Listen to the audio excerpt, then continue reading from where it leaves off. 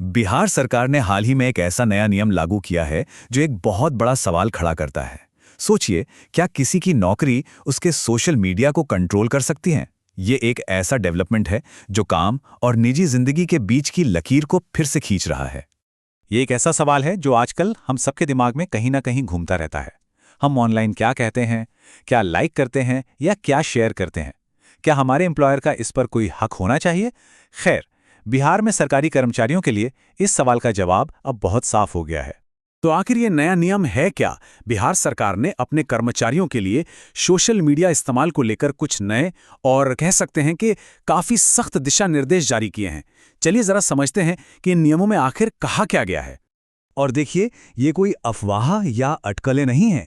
ये एक ऑफिशियल नियम है जिससे अखबारों में बड़े पैमाने पर रिपोर्ट किया गया है। तो आज हम जो भी बात कर रहे हैं वो सीधे सरकारी ऐलान पर ही आधारित है। तो सवाल ये है कि ये नियम लागू किस पर होता है? जवाब है बिहार के सभी सरकारी कर्मचारियों पर। टीचर हों, क्लर्क हों या फिर कोई बड़े अधिकारी, कोई भी इसके दायरे से बाहर नहीं है। इस नियम का जो ऑफिशियल नाम है वो है बिहार सरकारी सेवक आचार संशोधन नियमावली। और ये जो मौजूदा सर्विस रूल्स है ना, उनमें एक बहुत बड़ा बदलाव है, खासकर सोशल मीडिया को लेकर। तो असल में कर्मचारियों को क्या करने से रोका गया है?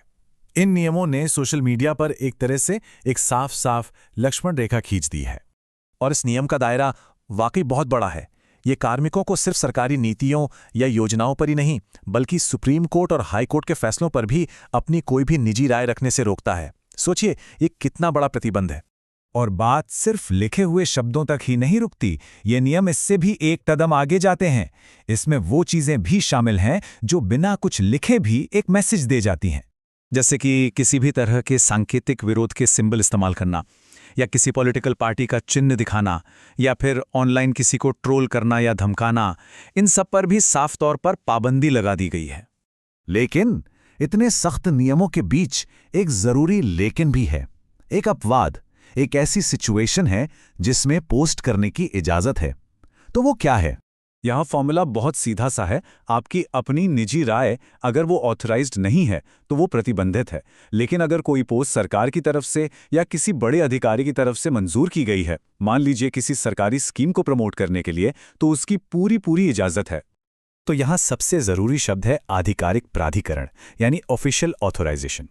मतलब साफ है, कर्मचारी सरकार की आवाज बनकर जानकारी शेयर कर सकते हैं, लेकिन एक आजाद आवाज के तौर पर अपनी राय नहीं रख सकते। अच्छा, तो अब सवाल ये उठता है कि अगर कोई इन नियमों को तोड़ता है तो होता क्या है? इसके जो नतीजे हैं वो काफी गंभीर हो सकते हैं। देखिए, इन नियमों को तोड़ने को कोई छोटी मोटी गलती नहीं माना जाएगा। इसे बाकायदा कदाचार यानी मिसकंडक्ट की कैटेगरी में रखा गया है। और इसका मतलब है कि कर्मचारी के खिलाफ अनुशासनात्मक कार्रवाई हो सकती है, जिसमें सस्पेंशन से लेकर नौकरी से बर्खास्तगी तक शामिल हो सकती है। और आखिर में ये सब हमें एक बड़े सवाल पर लाकर खड़ा कर देता है। एक सरकारी कर्मचारी का जो सार्वजनिक कर्तव्य है और एक नागरिक के तौर पर उसकी अपनी निजी आवाज, इन दोनों के बीच सही लाइन कहाँ खींची जानी चाहिए? बिहार का यह नया नियम इस बहस को यकीनन और भी तेज करेगा। और ये देखना दिलचस्प होगा कि आने वाले वक्त में ये रेखा कहाँ जाकर ठहरती है।